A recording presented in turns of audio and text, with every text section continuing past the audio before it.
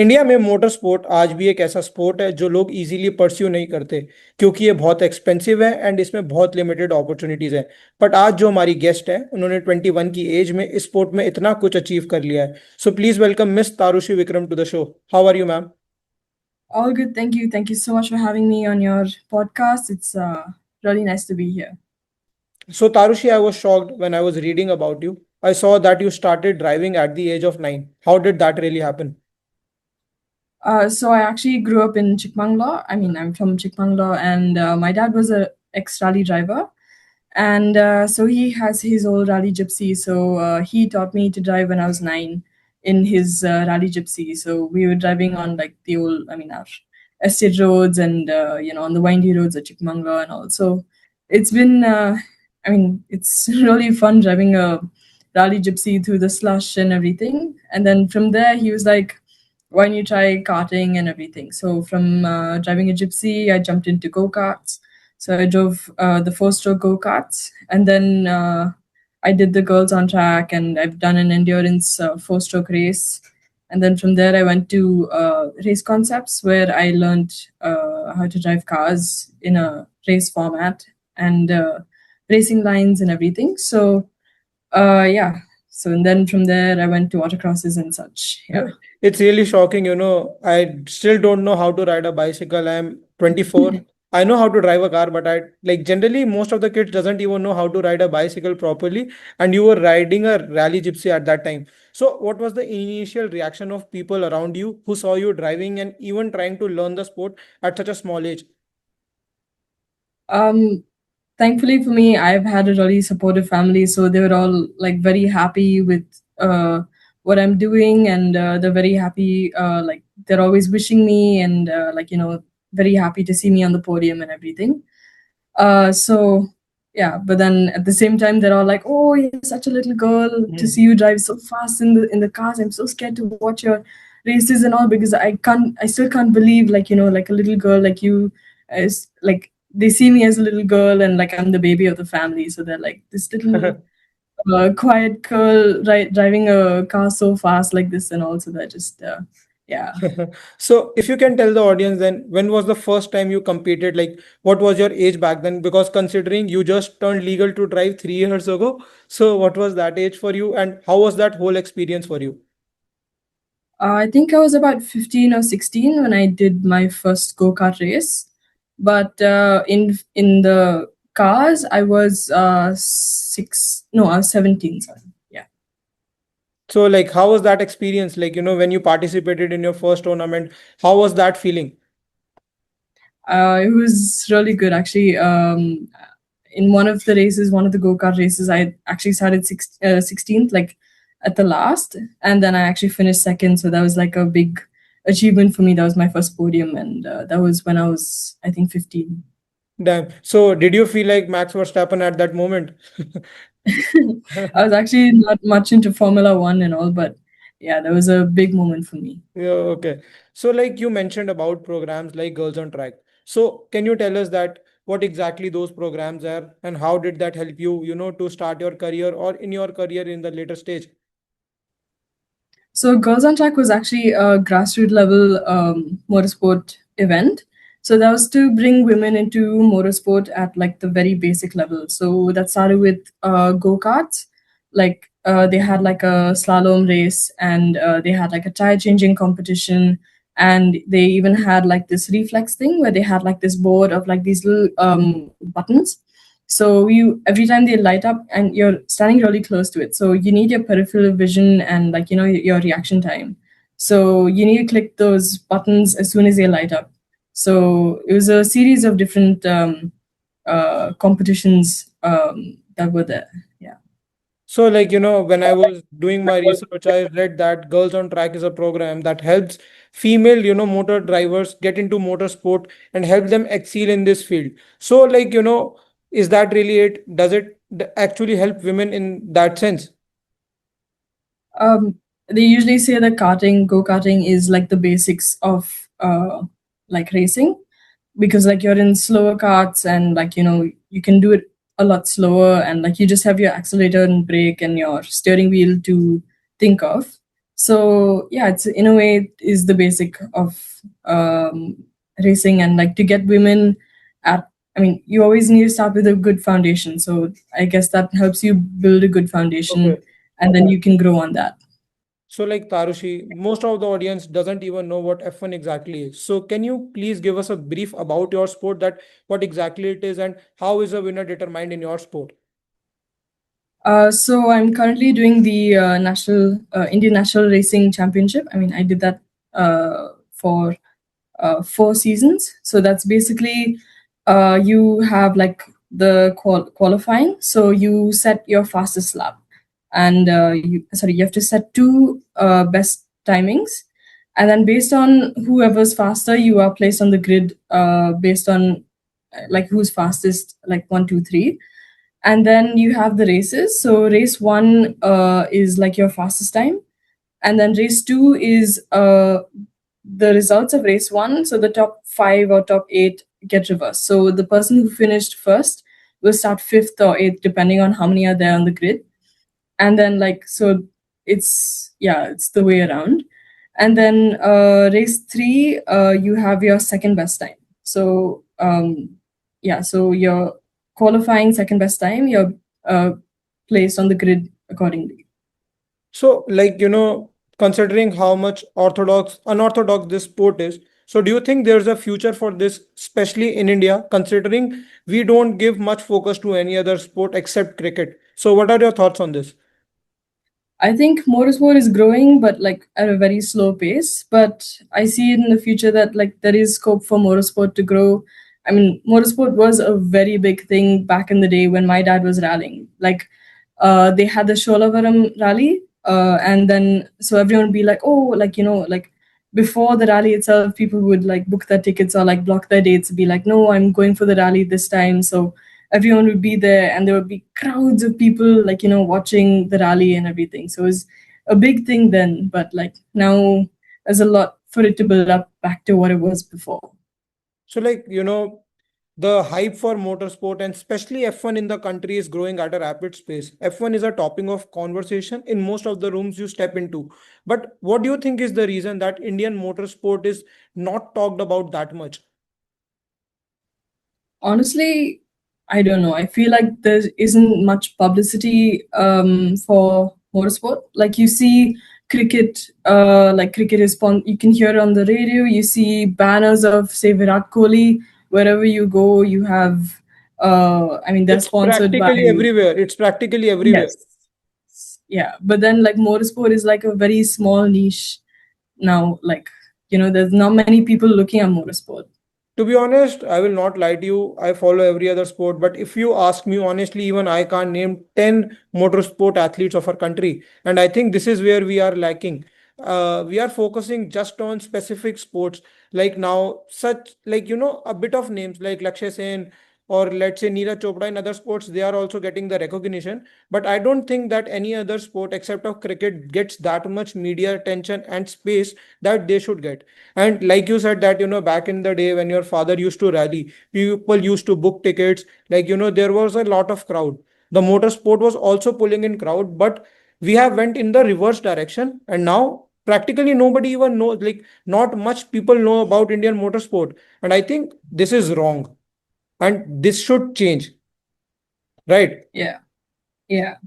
I mean, here we are risking our lives driving cars at such high speeds, and you know, but there's no one watching. And then you have cricket where someone catches a ball, and everyone's like, "Oh my god!" Yeah. That's yeah, I think the I think we can't compare two sports, but there's a yeah, fact that motorsport also like every athlete, so be it any sport, they also deserve recognition and respect, and especially when they are representing the country. Isn't that so? yes, yes, agreed. So, like, moving forward, I want to know that, motorsport is generally considered a sport of the richest. It is considered to be a very expensive sport. So, like, did you face any struggles financially? So, what were they like? It's basically, I mean, everything is expensive in motorsport. So to get your sponsors, unless you are born rich, then that's a different matter. But then, like, if you start in motorsport, like from the beginning, whether it's your suit, whether it's your helmet, whether it's your car rental or buying a car, your spares, building your own car, that's all extremely expensive. So you have to rely on your sponsors. And for that, I'm really thankful for my sponsors, Wheels India and Brakes India, Motul, um, Bug Money, and Micro Labs. They've all supported me throughout my motorsport journey. So I'm really thankful for that. It's really great to say that, in such a niche, like in such a niche sport, you got a sponsor, like so many sponsors who are helping you live your dream. But I think there are many other, like, athletes like you, let's say in the same sport, who might be aspiring to take a step ahead, but they can't because they don't have sponsors. So I think more Yes. sponsors should come up and help such athletes, right? Yes. So, I think yeah, yeah. the main thing is because there are not many eyeballs on motorsport, that the sponsors aren't really approaching motorsport or like motorsport athletes, because like they'd say, oh, we'd rather sponsor someone in cricket because we're getting so much more viewership there than say motorsport, where like it's only like a handful of Exactly, people where. exactly.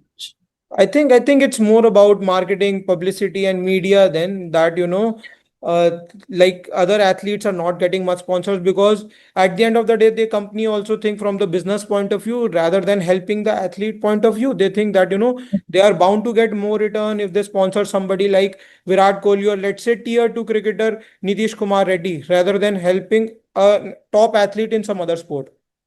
Yeah, So, like, that's you mentioned that, creating your building your own vehicle. So, what's that like? Like, how are you doing that? And can you explain that part of the sport?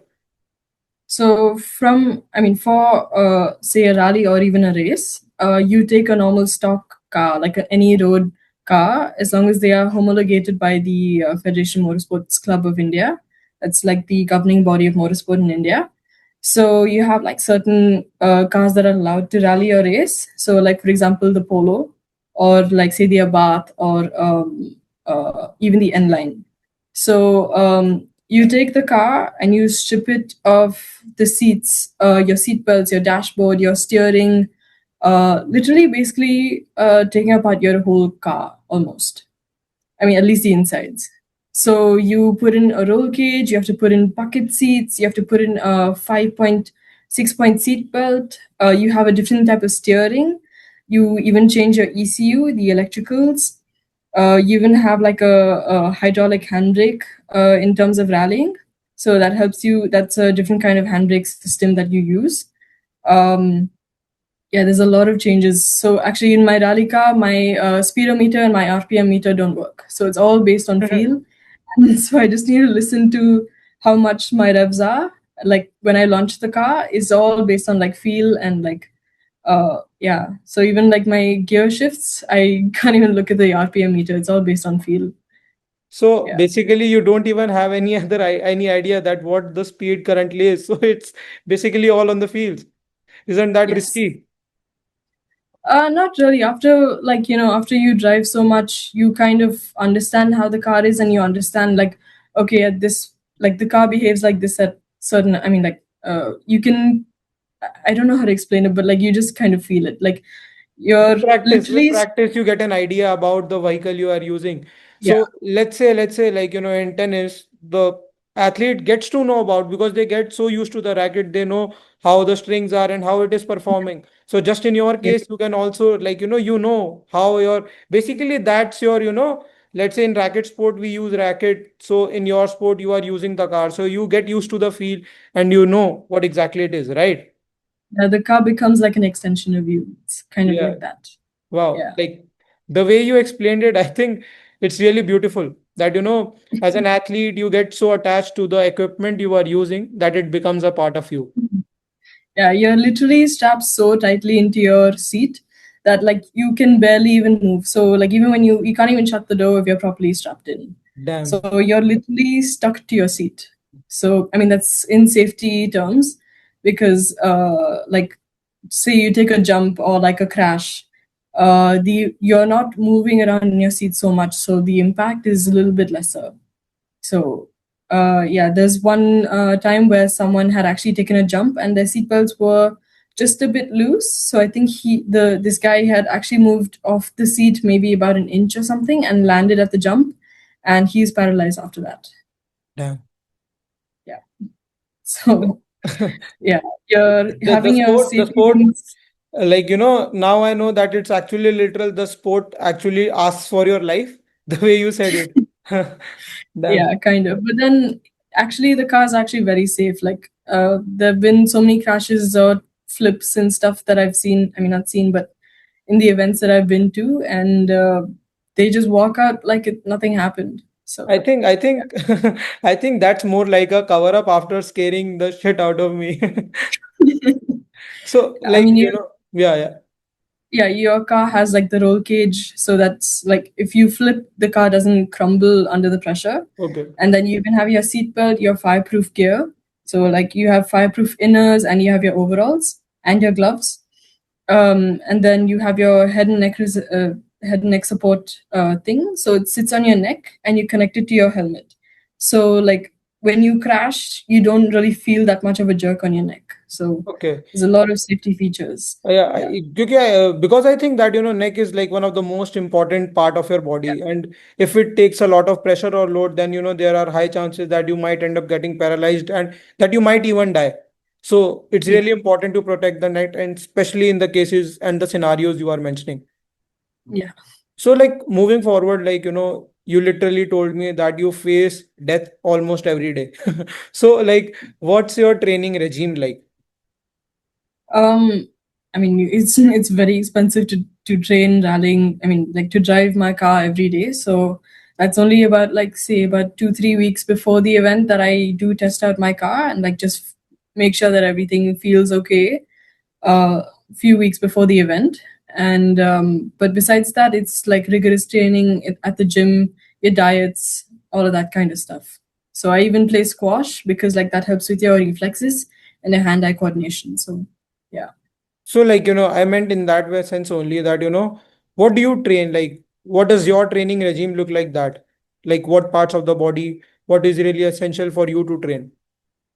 Honestly, I like to train everything. So there's like at least a balance throughout my body. Otherwise, like you have muscular imbalances and things like that.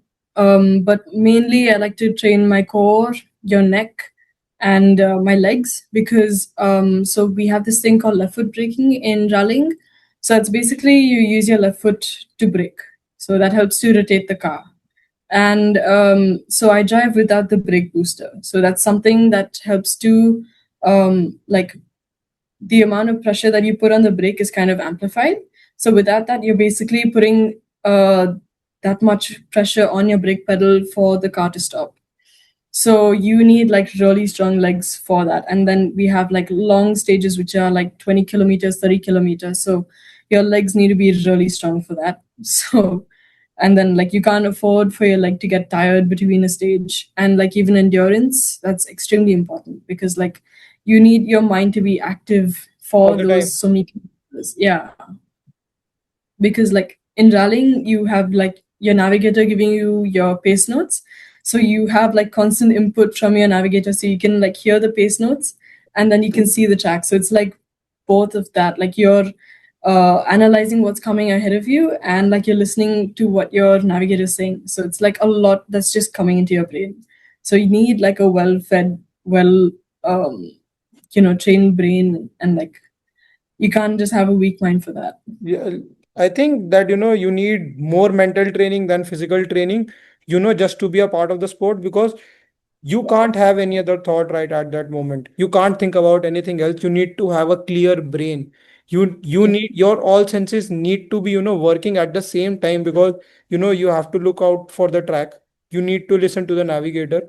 You need to react accordingly. Your hand on the steering and your foot, like on the brake, accelerator, clutch, they should work accordingly. So basically your whole body should be in coordination, or otherwise Yeah. there's no chance that you can make it out, right? Yeah. Basically, yeah. And everything's happening so fast and you're at such high speed. So Such if high you even speeds, just, yeah, if you miss a second, that's it. You can flip, you you can lose. can, yeah, that's That's it. practically it. Damn. Like, I have Yeah. done approximately 18, 19 podcasts till now with every other athlete, like, from every Mhm. different sport of the country. But till now, I Mhm. haven't heard anybody have such a, tough routine in a sport, or, like they are have like, I can't even put in words that, how tough your sport sounds. Like, I think people enjoy the thrill. People enjoy, like, people love to watch F1 and motorsports. They love Yeah. the sounds, they love the, drifts, they love how the cars are turning, but they don't know the Yeah. real struggle behind it. Like, the Yeah. that athlete is growing through. Everybody loves how Lewis Hamilton or Max Verstappen are, racing around and going here and there, but they don't know the real struggle, the hours they put Yeah. in, the work they put in behind the scenes, just to be, able to sit in that car, to be in that position. It's not easy. Yeah. Salute to all And the especially motorsport athletes. especially at that level, like you see Max Verstappen and Lando Norris and all the F1 drivers like turning their neck, and like you can just like see them just like with that headgear and all Yeah. that, and like doing that. It's and I'm like, oh wow. Oh, wow. Yeah, exactly, exactly. So, Tarushi, you mentioned that, the sport needs media attention. So, what do you think needs to be done, like, from the media end to get the sport to more people? I think one problem that motorsport faces is that you can't just sit in one place and watch the entire thing. Like you can't just sit in one place and watch a race or a rally.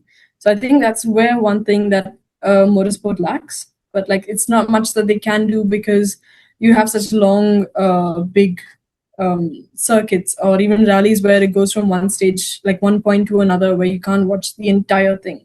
So even for them to even live stream a rally, it's really hard. But like a race is comparatively easier. But yeah, I think that's one of the biggest problems for motorsport. So, like, what do you think is next for motorsports in India as a sport? Honestly, I mean, I think just basically just getting more eyeballs and getting more sponsors, getting more exposure to the sport, and maybe bringing it back to what its glory was like so many years ago. So, like, but what needs to be done for that? Like, what do you think, like, क्या कर सकते हैं for that?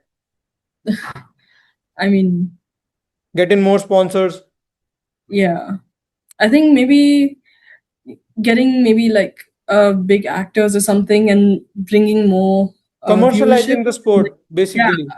yes, Come on, yes. like, I think that, that happened in golf. Like, golf recently came with the league, the 72 league, and now the golf is commercialized. Players like Kapil Dev and even actors like Yuvraj Singh, they are buying teams, and proper league system like IPL is happening in golf. So now people are getting idea of golf. I think if similar thing happens in motorsports in India, then there's a huge gap that India can fill, because people are watching motorsports. Look, like, Yeah. they are literally watching F1. So why not support our own athletes? Why not watch it for the sake of, like, for the country, for our athletes, They right? actually have the Indian Racing League, which is kind of similar to the IPL, and yeah, it's also slowly growing. That's I think done 2 years, if I'm not wrong. So, like, So are you eligible to participate in it, like your sport? I mean, I can, but then thing is, it's in Formula cars. Those are the single seaters. I have done the Saloon, so it's less of a chance for me to jump into to get picked by one of the teams. So, Yeah, like, at last, can you quickly explain the difference between the two? yeah. So saloons are like the normal cars that you have, like the full enclosed cars, the four-seater kind of cars, like that. And then you have the single seaters, which are like what like the F1 cars are like, but at like a lower power. And you have like we have the F1600s and you have the F2000s, which are the two single seaters that we have here, and even the F4 as well. So those are like the Formula cars. They're kind of like go karts, but like on steroids, basically.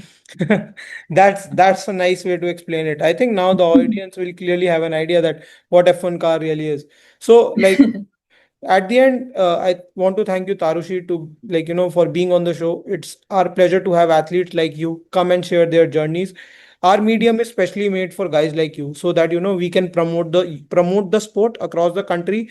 It's my mission to promote all the underdog sports that people are not talking about, and give them the right media attention they deserve. So thank you for being a part of it. You truly are an inspiration for all the women in a country where women drivers are seen as a taboo and are laughed upon, that wow, women are driving and they are mocked. And in that country, you have achieved so much in motorsport just at the age of 21. You truly are an inspiration. Thank you for being a Thank part you of the so show. much.